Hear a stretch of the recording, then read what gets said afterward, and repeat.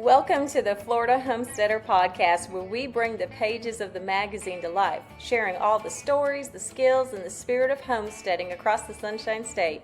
From backyard gardens to family farms and everything in between, we are here to inspire, encourage, and celebrate the Florida homesteading way of life. I'm Jamie Bateman, your host and editor-in-chief of the Florida Homesteader magazine, and we're so glad that you joined us today. So folks, go grab you some iced tea and let's jump into today's podcast chat.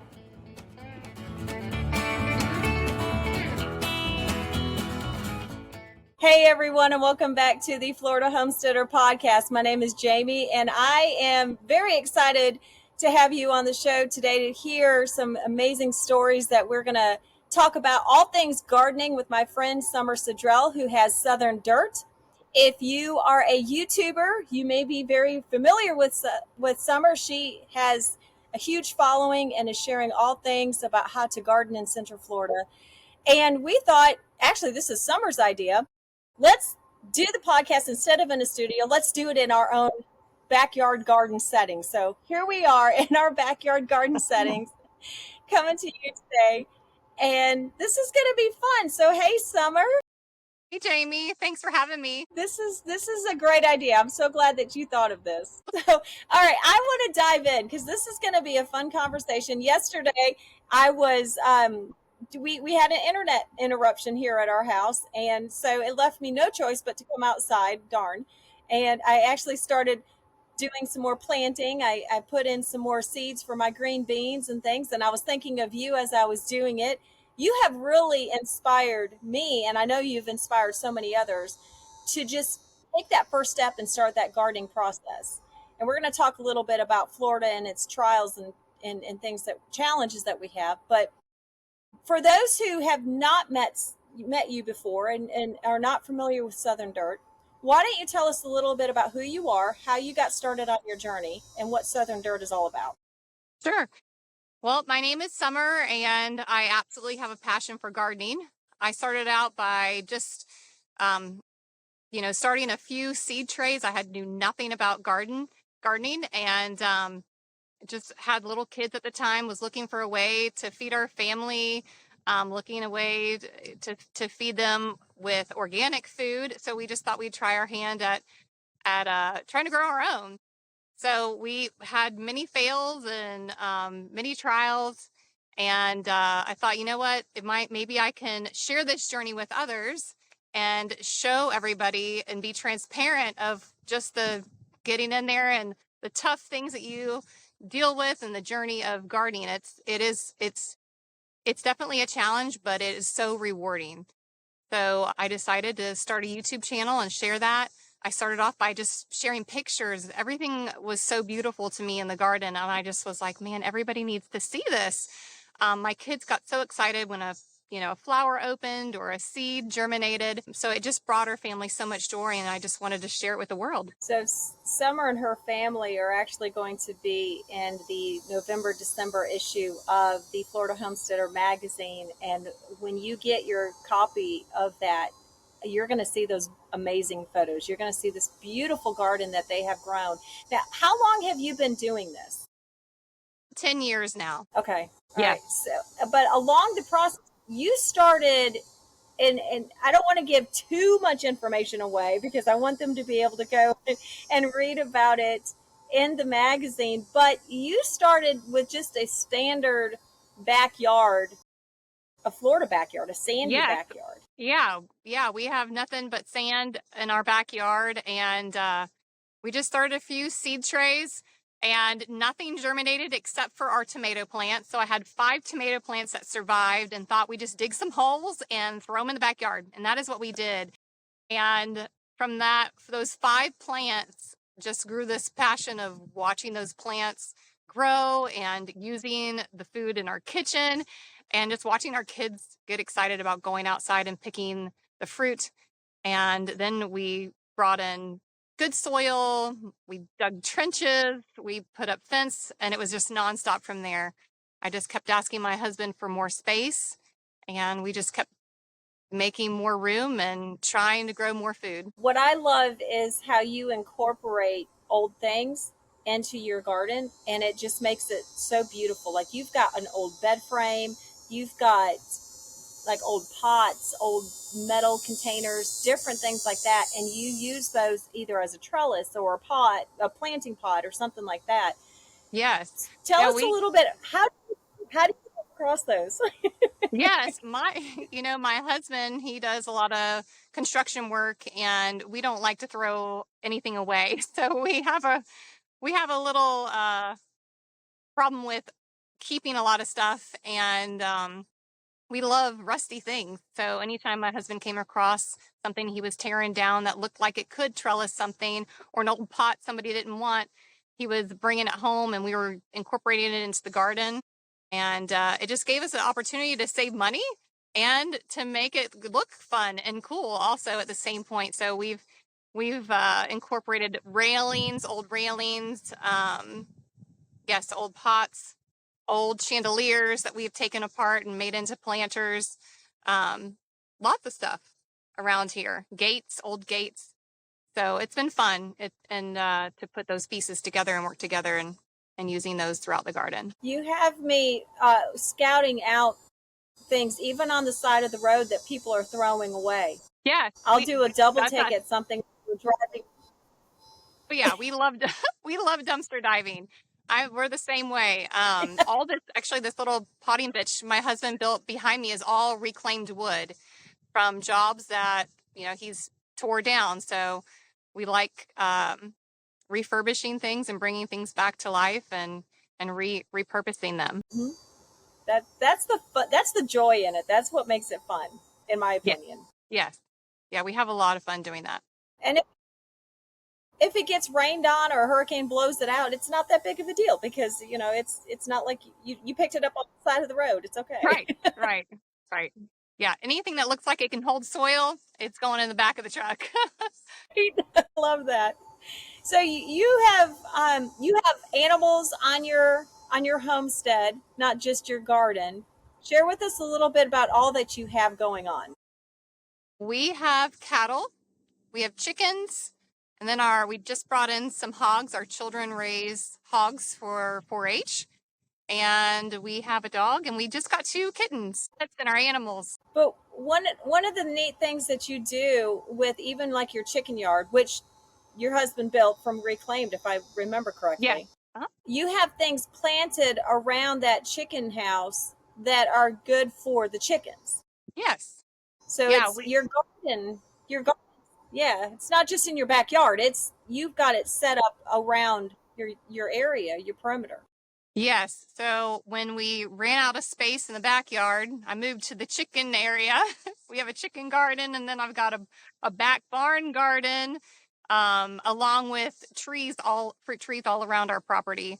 So it's been a lot of fun, but we try to find things that are going to help our chickens, like oregano. We have oregano, 2 different types planted by the chicken coop, so it's just easily available to pick and throw in there every day for them, along with just any kind of snacks that we have extra in the garden. We throw to them as well. And they love it. They do. They do. Yeah. Now don't you do something similar with your cattle also? Whether wasn't it like the grapevine leaves or Yeah, something our that you mulberry had? leaves. Yeah, our mulberry leaves. We have quite a bit of mulberries out here that we started with 1, and then we got 2, and then we couldn't keep the birds off of them. So I thought, you know what, it's time to learn to propagate. And I propagated a bunch of mulberry trees basically from cuttings, and they all took, and now we have a mulberry orchard. So we actually use a lot of that to feed our cattle and our chickens. So that has been kind of nice. We get fresh mulberries, but we can also use the leaves to feed our cattle if we choose to. How did you learn to do all of this stuff, from the gardening to the propagating and all that? Did you have always have a green thumb, or was this just things that you've picked up along the way? No, I had absolutely no background in agriculture or gardening. I actually, before I started, had a plant graveyard in our backyard. Once a year or a couple times a year, my husband would buy me a plant and I would kill it, so it'd go to the plant graveyard. So yeah, before I started this vegetable gardening journey, I had no knowledge, knew nothing about gardening. So it's really just been a learning process. When I was pregnant with my first daughter, I started just watching a little bit of videos. My husband and we were building our house. We were learning how to use and repurpose wood and different things to kind of keep our costs down for our home, which then kind of led us into the homesteading. Um, learning about homesteading, we really just started watching a lot of videos on YouTube. Um, Mm-hmm. Anytime I started a new plant, I was Googling how to care for that plant. And I quickly learned that there's so much information on the internet that you need to really look at several different sources. Um, because not everything you read on the internet is true. And even to gardening. So that's actually why I started my channel. I wanted to be transparent with people and showing people, hey, I know nothing about gardening, but I'm growing food for my family, and Mm-hmm. sharing the journey and sharing our failures and our successes, and showing our kids in the garden, and what we're doing in the kitchen with our food. And it's just been really fun. You kind of touched on something that when you were following along with others, but you were also wanting to, this was a driving factor for you to be transparent for others to learn as well. Because of where we are at in our proximity, we're both in the same zone Hmm. of Florida, of Central Florida. And, for us, when we started our homesteading journey, I grew up, my parents were homesteaders. They just didn't call themselves that, but we did it. And, we still watched other influencers. Well, the influencers that I was watching were out of state, and they were everyone that's doing things how they're doing it across the country, but not really in Florida. What I love about your channel is that you are telling folks what works in Florida and when to do it. That's a big deal. Yes.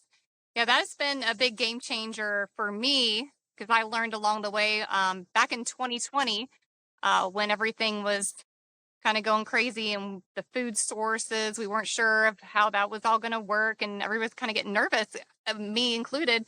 But I wanted to make sure we had enough food in our garden if we needed to survive on our garden, or even if we needed to share with family, that we had enough growing.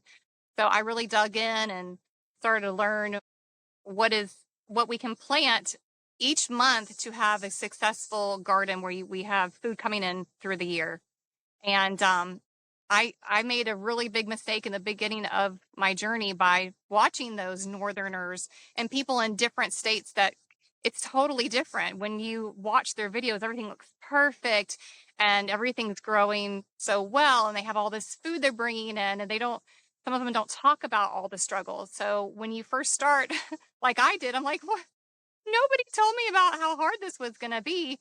But the rewards, when you do start learning and making an effort to learn, um, you can grow successful food, and you can grow it all through the year in Florida. There's lots of things that you can grow, uh, which is really unique to some of the northern places, because you can't grow. You have one season in some places, where we can grow every month of the year in Central Florida. Which is nice. So for us right now, you want to talk about a challenge. A few weeks ago, I started some seeds, and I actually went back to your YouTube channel to say, okay, what should I be planting? At that time, it was September. So I started breaking out all my seed packets along with the list. I'm jotting it all down. Okay, Summer said I have to do it this way, so this is what I'm going to do. I was so excited. We had some raised beds. We had been working for at least 6 months, if not a year, building up our compost pile because, again, we have sand also. Cleaning out the stalls, adding that to the dirt, adding all of this stuff between all the animals that we have, and really getting that amazing quality potting soil together instead of having to go buy any. Right. We were gifted some raised beds, so again, talking about that kind of hand me down concept. And we've got our garden area put in. We had mulch that we had from when the power company came and trimmed up some limbs and everything. So we put so much work into this, and I thought, okay, my seedlings are they were tall. We're Hmm. the Alabama butter beans were taking off. The green beans were taking off. They were starting to sprout up. I was starting to see little buds coming. So I told Billy, I said, we've got to get these in the ground or in our planter boxes. And so we did. And if every morning I'm out there checking, every evening I'm out there checking, everything is looking good. I went out there Sunday after church and look, the dang deer got a hold of them. You know, all of them. Oh, And I'm like, oh, yes. Listen, yes, that happened. Hey, it's a struggle. When we first started gardening and, yeah. and many years into it, we had problems with deer, and still time to time do. If we leave for, a week or so and the deer get used to us not being here, it's common for them to jump a fence and take Yes. our precious plants. So I feel your pain. Yes. Uh, it can be frustrating, but you know what? It can be, and I can't tell you how many times I've done the same thing. I've babied my seedlings. I've done all the work. We've spent all the money, and something goes wrong. It's a journey, and honestly, it makes you a stronger person. I have grown. I know it's cliche, but I have grown to be a more well-rounded person of just dealing with regular life struggles because of some of the struggles that I deal with daily in the garden. It just really makes me a stronger person. And even what my kids watching me deal with, or the kids dealing with their own gardens, all we can do is pick up and start over, and it's going to be okay. It is always such a reward, though, when you bring that food in and you finally achieved growing that particular crop and you bring it in. And that doesn't mean, though, next season it's going to be perfect for that crop as well. It just always, it changes every year. Yeah, it is such a neat experience. What it was funny for me is how we had those accidental plants. Have you had accidental Yes, plants before? Like yes. we had So a pig. yes, they're called volunteers. They're called volunteer plants, where seeds just drop off your plants from years before and all of a sudden just pop up wherever. And those ones seem to do better than the ones that we actually do all the extra work and tending to sometimes. Yeah, we actually have some that are over by our Ours, compost that are doing great. I don't even touch them, and it's doing better than the plants in the yeah, garden. we had in one of our old areas where we had pigs. Of course, everything went to the pig. He ate everything out of the. My refrigerator never looked so clean as it did when we had pigs. And when he when he gained his wings and he went to freezer heaven, shortly after that, we started seeing these tomatoes popping up. And then I saw some squash popping up. And I was like, I saw some cucumbers popping up. I'm like, you've got to be kidding me. So the 16 by 16 pan that we had was loaded with cherry tomatoes, Roma tomatoes, Big Tom tomatoes. I mean, everything you can think of, plus some squash, some pumpkin. There was cucumbers in there. And we harvested so many to the point where we were like, okay, we were pulling plants up. And I know that sounds horrible to say that, but we were like, golly, this is crazy. And Yeah, they did great. yeah, that's I need to awesome. put it back in my garden again. Yeah, I should show you a picture of our pig pen right now. We have loofahs growing up our fences and the boards, and just beautiful loofah gourds over there. And we had to bring the pigs in yesterday, and I'm like, I don't want to pull them up, because so we have our pigs in just one pen, and we're just going to let that wild garden grow free and harvest some loofahs, and then let them kind of get in a bigger area. But yeah, Yeah. that's what's so fun about gardening. Just the surprises that you get and the way it works. So talking about volunteer plants, for folks that are trying to start this whole concept of gardening, even if they don't have much of a backyard, even if they live in a subdivision, they can still garden. They can still do something. And Yes. whether that's raised beds or the green stalk planters Hmm. or even like what y'all did in tilling up and adding dirt to your backyard. Yes. So talk through some of those ways of what does that look like for somebody who's just starting out and the encouragement that they could get on knowing that, yeah, you can do this. Yes, I get that question all the time is how do I get started? And I actually put together a little series called Gardening for Beginners because we started with nothing and just really started adding on to our garden. We started small, and as each season went on, we started growing. We started growing in the ground, then we started growing in containers. As we got some, refurbished and old containers that people didn't want. And then we went to some raised beds, and to save space, we did some vertical gardens as well. Um, there's so many different ways you can garden, and I always tell people don't start big and get overwhelmed. Just kind of start with a small area, even just like one raised bed or one garden tower, and because you can grow pretty much anywhere. You can grow on a small little patio. Even if you're in an apartment, you can grow in one of the vertical green stalk gardens. Yeah. And I love that. I am so excited. I'm gonna put a little commercial in there for you. Summer is an affiliate with the Green Stalk. Uh, uh, how you Yes, probably would be better at doing the commercial than I. yes.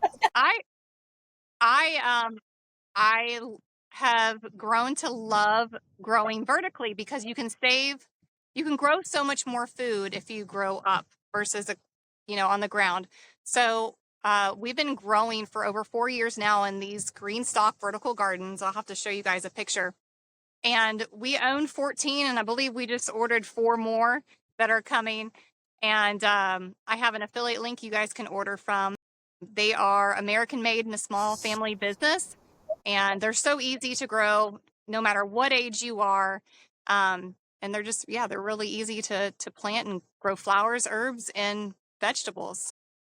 Well, all the information that you want to share with the viewers and listeners, we'll make sure get that to me, and we'll make sure to put that in the show Yeah. notes on Yeah. whatever that is, and it'll be clickable right back to Yeah. your site, so we can definitely share that. But y'all, I want to encourage you, if you haven't seen those green stalk vertical planters, you need to check them out. I just ordered some, and I am so excited that they're coming in. Like, I can't wait. I've got seedlings back here that I'm babying until they get in, and I'm so Yes. excited to add those in. They're pretty cool. They're pretty Yes. neat. Yes. They're beautiful. They're fun. There's tons of colors to choose from. So it gives anybody a chance to be creative and grow in any space, even on a balcony.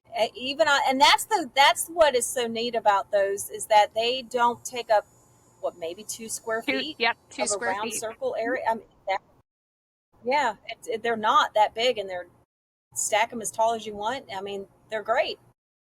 They're Yes. great. So I highly encourage them. So besides the garden, you mentioned you've got the chickens, you've got the cattle, your homesteading that you have. So your intent, obviously, with the garden is that you want to make sure that you're bringing in this high quality, organic, home raised food Yes. from the garden. But you Yes. also wanted that incorporate that with, right? Yes.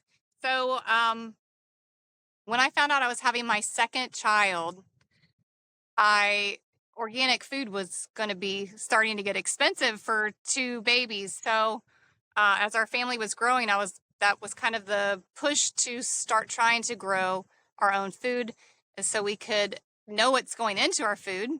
And not many there isn't as that many organic options in the stores. So when we found out we could, try different foods in our backyard, then we know what's going into it. We know what's in our soil. We're not spraying our plants with any chemicals. So that was kind of a start of growing this garden in our backyard. And the same goes for our meat, and our chickens and our cattle. We don't vaccinate. We don't try to feed them with any, you know, terrible foods, and they just mainly just free range. I mean, they get their snacks, and they get a little bit of cattle treats here and there, and that way we know that no matter what, the meat that we're getting is healthy and not compromised. Which is nice. What's your most exotic meat that y'all have had that you? Well, so my husband and I like to hunt, and actually one of our first dates ever was he took me alligator hunting, and ever since then we've both grown this love for alligator hunting.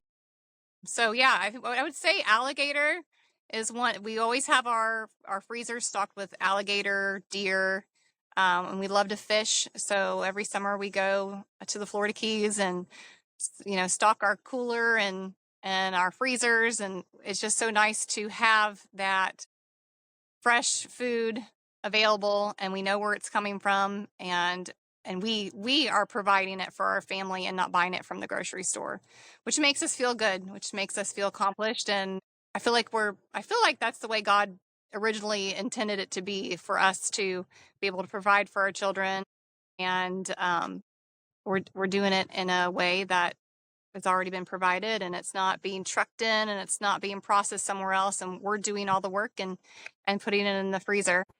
We'd like to take a moment to thank one of our sponsors for this episode, Murray McMurray Hatchery. Now, whether you're starting your first backyard flock or expanding your homestead, Murray McMurray Hatchery is going to have everything that you're going to need. From healthy heritage breed chicks to trusted poultry supplies and expert advice that you can count on. For over a century, families across America have trusted McMurray to help their flocks flourish. One egg, one hatch, and one happy homesteader at a time. Go visit them at McMurrayHatchery.com today and discover why their tradition of quality is still hatching strong. Now back to our show. Let's talk about your children. You've got 4 children, a boy who's or he's not a boy, he's a man now, Yeah. a grown man, and then you have 3 little girls. But the 3 little girls obviously are still living at home. Yes. And something that is so including to the homesteading is you also do homeschooling, but you incorporate what you're doing in the garden as part of their lessons plan. Share a little bit about how you incorporate homeschooling into that. Yeah. So Ty has recently got engaged, and he has moved out to his own place, and he is going to get married in January. So he is off doing big things, and still working for his dad and the construction business. And then my other daughters are Autumn, June, and Sunday, and we are homeschooling, and it's been a big journey for us. This is our 4th year. And it has allowed us to have the freedom to learn wherever we go. We love to travel. We love being outside. And it gives us the opportunity to kind of slow down and, come into the garden, and they're by my side, and just learning the process, how everything grows from the beginning to the end, even to cooking it and preserving it.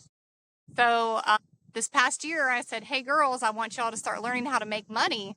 One day you're going to have to either work for somebody, or you can have your own business. And both my husband and I own our own businesses, and we'd love for our girls to at least have the skills, if they choose to do that one day, to know how to do that and manage money. And so they have come into the garden and started saving seeds. I taught them how to make homemade, homegrown loofah soap.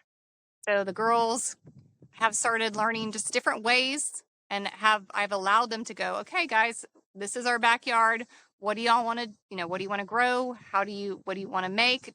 And what is fun to you that you see back here that you could possibly make money with one day? And they did their first business expo with 4-H last year and did really well. And that has kind of inspired them to continue to start saving flowers and different herbs for teas. So they've had a lot of fun things. So they're learning the whole business, investments, and everything along the way. And they're learning math. They're learning how to deal with the public. They're learning how to be there's so many different areas of the Yes. components of what they are just in the backyard or Yes. And through gardening. they're even learning how to edit videos, how to promote themselves, um, make their own flyers and make their own aprons and everything else, find out how to make their own packaging look cute. So yes, everything, like Hmm. the whole thing. It's been fun. I love that. What, and they obviously love it too. Yes. Yeah, they have a lot of fun. So what is their little business name? It's called Little Southern Dirt. I And love it. my gardening channel is Southern Dirt Gardener. So they call themselves Little Southern Dirt. Which is so cute. And you'll, again, back to the magazine, folks, when you subscribe to the magazine and you pick up that November or December issue, you're going to be able to meet the girls in there, and see firsthand what they're doing, just through the photos that's telling the story. So it's neat to see, and I got to commend you both to doing what you're doing. You're really helping to build them, and not just understanding and knowing things that they're going to learn outside of what they would in a classroom, but you're teaching them to be little entrepreneurs that is going to help them be stronger workers, leaders, or whatever it is that God is calling them to be in their lives. You're you're helping build that character in them. So Yes, you're absolutely. doing a good job, Mom. Thank you. Thank you. You know, homeschooling has been a journey. In the beginning, it wasn't easy. It's still not easy, but it's something. I feel like it's a sacrifice that I'm doing for the kids to give them the freedom to learn, the freedom to try new things, the time that we have together. I'll never be able to get that back. And we all have just really had fun along this journey. And I love just every day can be a different day and a new challenge and a new field trip. And the field trip can be in the backyard. Yeah, absolutely. I know you've got so many favorite memories, but what is the favorite memory that you have of either with the kids in the garden or learning or watching them grow or develop? Gosh, there's so many. And that they're actually the ones that drove me to keep growing more food. I can remember when my daughters were in diapers and we put in our first fruit trees, and they would just run out there every day. They wanted to go to the mulberry trees and pick mulberries, and just watching the mulberry die all over their mouth and their hands and getting so excited. It brought me so much joy, and it made me think for, back in the day when families depended on their backyard gardens and they depended on the food from the trees, and that's all they had. It gave me a different feeling of I want to learn how to do this. It makes my children so happy. It it makes us healthy. We can do this in our yard. It gives us an escape from the hustle and bustle of life in our own backyard. So it's something we enjoy and really, really love. I mean, the kids grew up in their diapers out here, planting their own seeds and watching them pop up. In the morning, they'd run outside, and as soon as a seed emerged, they would get all excited to come running in and tell me. And or if a bloom opened up or a pea pod popped out, it's just that excitement of watching it through their eyes. They love it. Never gets old. Pulling carrots out of the ground, just that unknown. How big is that carrot going to be? How big is that potato going to be? Um, and kids in the neighborhood and anyone that comes over to our home, it's always so fun to bring them into the garden, and they're always learning something new. There's been this movement of folks that have been really kind of diving into this homesteading concept and this gardening and backyard gardenings that they have done. What have you seen with those that you have mentored along the way?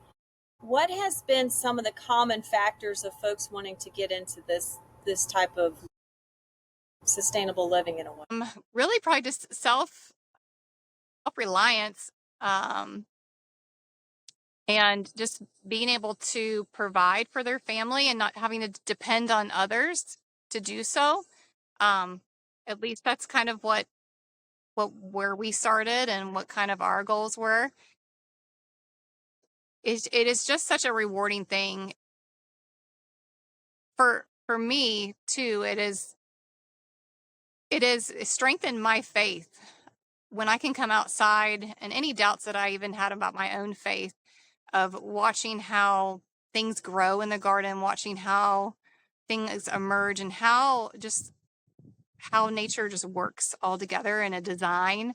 Like, there's just no way that something fell out of the sky and just boom, all this stuff happened. It just reminds me of how strong my faith is, and how I can come outside and show my kids it as well. Just being like, honey, isn't this so neat how God designed this seed to produce fruit, and then produce its own seed to then drop on the ground and create more food for us?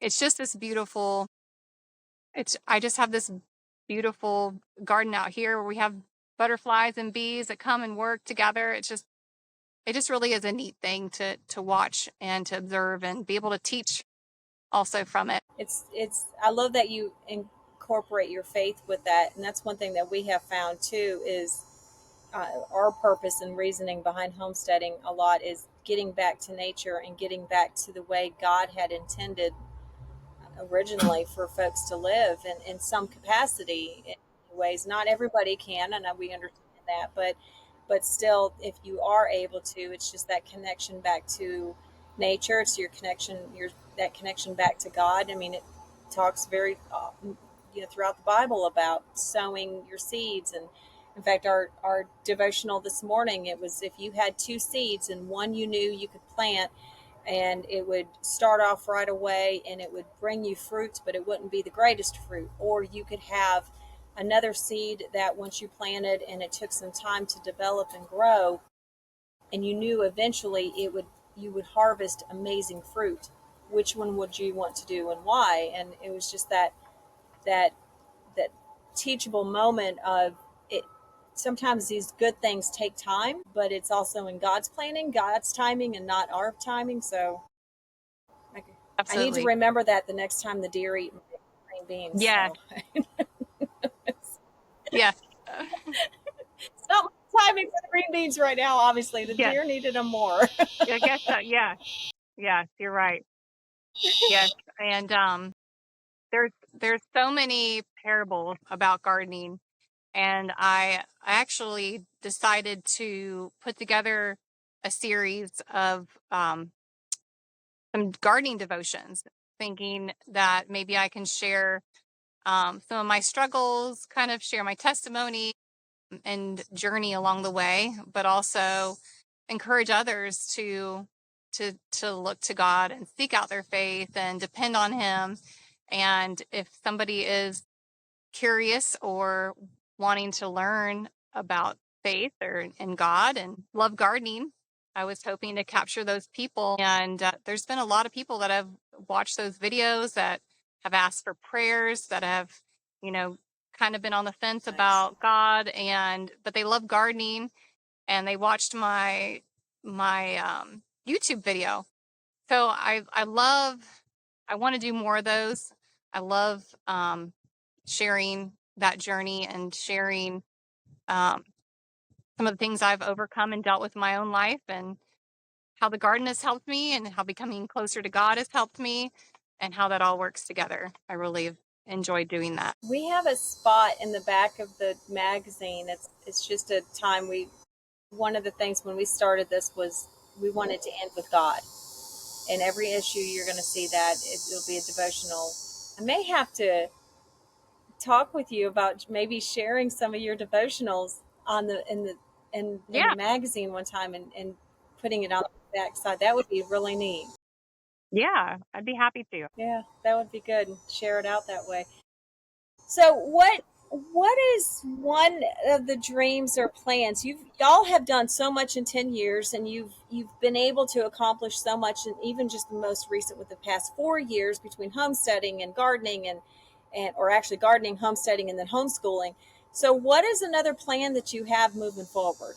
Well, we we never stop growing our homestead. There's always so much more that we can be doing, and so much more that we can be learning. Our goals are uh, ideally to do less but have more. It's always so hard. I feel like we were talking the other day about running around in circles. There's got to be an ADHD homesteading thickness, and we definitely have it where we're always attempting to do something new and something more and add more, but then get in the cycle of, okay, we need to focus on the things that are working and the time that we do have. Because you can get to a point where you are invested in learning so much and doing so many things that it can take away from your family life. So that's something I have noticed recently is, I'm on the, I don't know, third year of trying to protect or perfect sourdough bread. But through all my stretch and folds and timers and trying to bake it right. And meanwhile, I have seeds that are drying out and cattle that have gotten out of out of the fence line. Yeah, it can just, Yep. homesteading is a 24-hour job, and it's a beautiful job to have. You just have to know how to manage it to where you're not overdoing yourself, because Instagram and YouTube can influence you to want to do all the things. There's a point where your counters can only be so full of cheese, fermenting things, drying flowers, an abundance of food that has to be stored and taken care of. And we hate to be wasteful on anything. So we're trying to scale back and focus on the things that are working and doing good for us, and not add on all the things. Like, we still go to the grocery store and we still buy our apples and we still love our, blackberries and things that we don't typically grow here or can't grow here. Growing our apothecary has been a new thing, and growing medicinal herbs has been a new thing for me. But there's so many different things you can do. So many. I know you've been doing a lot of tinctures and teas lately, and it could be a whole counter full of things.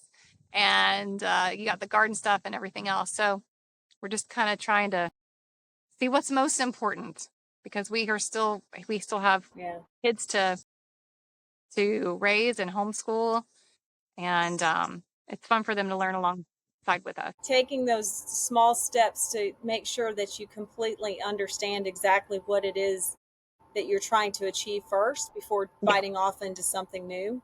Yeah. And just allowing yourself to have that time and giving yourself that permission to have that time. It's okay. I think that's the best word to say, giving yourself permission and not feeling bad that you're not trying to do it all right on your own or together as a family. Right, exactly. You're doing it as a family. You're doing it. I had another friend who was on here, and they said that if you can do this with your family, or definitely with your spouse, it's going to make it a lot easier because you're getting them involved. But I got to tell you, at sourdough, I will make bread. I make bread all the time, but it's just your standard bread loaves. That whole sourdough thing, I kill it every time. I don't know what I'm doing wrong. As soon as I'm with you. I'm like, as soon as I felt like I perfected it, I'm like, this worked. And the next time I do it the same way, and it's not the same. But that's just with gardening. I mean, that is just with gardening. I can feed my plants and plant them the same time and do it exactly the way I did it the year before, and they may not grow as well. So it's just kind of going with the punches and celebrating the victories, and even you just got to go through the flow. It's a lot of fun, and not give up. Don't give up. Oh, absolutely. Yeah. There's been many times I've wanted to give up. I mean, I've had a garden growing fruit and everything, and deer came through and ate most all of it. And started seeds, not one time, but multiple times I've started seeds, and then a mouse or a bird or a squirrel comes in and digs them all out. It's one of those things, like, you think I would have learned by now to bring my seeds in at night, But when you're at a late night volleyball game and you forget to bring them in, it's like, oh, and it's just one of the things I don't want to give up. It brings me too much joy, and you don't have to have everything looking perfect. You don't have to have the whole garden producing. You know, you got one thing sprouting out of the ground. That's a success right there. And you're getting sun on your skin, and you're finding time to just get out of the crazy, get off the phone and get outside and just relax and breathe some fresh air. Yes. Just disconnect. Yes. Perfect way to disconnect. And you don't have to leave your house. Just go in your backyard. No, a lot of times I go bare. In fact, I'm barefooted right now. I just barefoot, just go walking in the grass, and it's just, I love it. It's that reconnection again. Grounding is definitely good for you. Well, one more. Yeah. Oh yeah, absolutely. We could probably talk more because I know you have your tinctures that you're doing and all, but I have kept you for so long. But I do have one question I always ask everyone at the end of our podcast chat. And that is, if you had one more homesteading skill that you wanted to learn, we just off the tail end of talking about, just take your time. It's okay. Don't push yourself. And here I'm asking this question. So what would be that one homesteading skill that you have yet to learn that you would like to learn? Well, something that I would love to be able to do, it's something you guys do, is raising our own meat chicken. That is something we've talked about doing for years. And recently I bartered with a friend that raised her own chickens. We traded off some of our, meat with her meat. That was fun. Felt like the olden days of bartering with different meats. And it was so good. It was so good. Like, even my kids were like, Mom, I didn't know that this could taste so good, So I keep hinting to my husband to build a chicken tractor. There we go again. We're gonna be adding more work to our schedule, but you know what? As much chicken as we do buy a year, it'd be nice to have our own home raised chicken, and that would be something fun to do. That'd be my next thing, is being able to raise our own chickens. Well, the chicken tractors, we've had a few series of those, but I think we figured out one. We actually have about 30 chicks that we're raising right now. And I tell you what, they do great for your yard. If you're wanting to build up your yard, move them around every day. They're taking care of bugs, they're taking care of fertilizing, and you've got the best looking grass anybody, and you're not putting any unnatural fertilizers on it. So I believe they do great. Yeah, they are fun. Well, Summer, thank you so much for joining us, and thank you for sharing with us. This has been a fun treat. And again, you're going to be in the magazine. I can't wait for folks to see the magazine so they can see your story or read your story and see all the photos and everything. But until then, why don't you share again, where can folks find you at on YouTube? They can find me at Southern Dirt Gardener. So if you just type in Southern Dirt Gardener, you should be able to find my page. And I have a really great series that you can watch if you're just getting started out. Or if you're encouraged to get started out, there's a one for gardening for beginners. And also I have a what to plant and when for our zone. So basically Central Florida. Month to month, I give a preview of my garden, everything that I'm starting from seed that month, everything that you can plant, and just to have a sustainable producing garden throughout the year. So there's a series you can watch there. At least that's a start. And you can find me on Instagram, Southern Dirt Gardener, as well. I share most of my journey on Instagram of just backyard stuff, kids playing in the garden, us cooking and saving seeds, different things. That's kind of our go-to for most of our content is on Instagram. Perfect. And I'll make sure to put that information in the show notes so folks can click on that and go right to your page as well. So we'll definitely add that. Yes. Well, thank you so much for having me. Thank you. Yes, thank you so much too. This was fun, and I look forward to seeing what the next steps are with Southern Dirt and Little Southern Dirt. I love it. Yes, yes. Thank you. You have a good Okay, day. thank you. You're welcome. Too. Bye. We didn't melt away. That's what homesteading in Florida means, and that's the story that we're proud to share in the Florida Homesteader. Thank you so much for joining us today. Be sure to subscribe to our channel, share this episode with a friend, leave us a rating, and check out our magazine, the blog, and our YouTube channel for even more Florida homestead inspiration. Until next time, keep growing, keep preserving, and keep the homesteading spirit alive. Y'all come back now.